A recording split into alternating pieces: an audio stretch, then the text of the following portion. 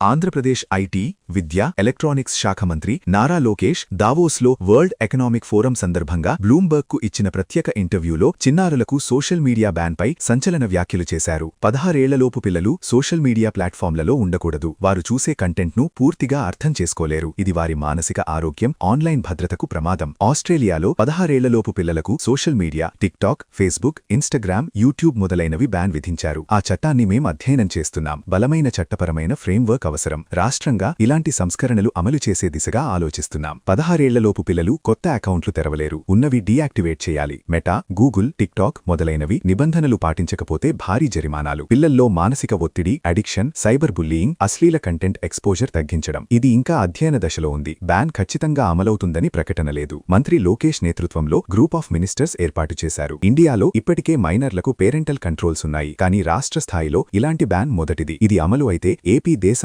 మొదటి రాష్ట్రంగా నిలుస్తుంది. ఇతర రాష్ట్రాలకు మోడల్ కావచ్చు. చాలా మంది సపోర్ట్ చేస్తున్నారు. పిల్లల మానసిక ఆరోగ్యం కోసం మంచి నిర్ణయం అంటున్నారు. కొందరు ప్రశ్నిస్తున్నారు, ఎలా అమలు చేస్తారు? పేరెంట్స్ రోల్ ఏమిటి? ఇది పిల్లల భవిష్యత్తు, ఆన్లైన్ భద్రత కోసం తీసుకుంటున్న సానుకూల అడుగు. మీరు ఈ బ్యాన్ గురించి ఏమంటున్నారు? కామెంట్ చేయండి.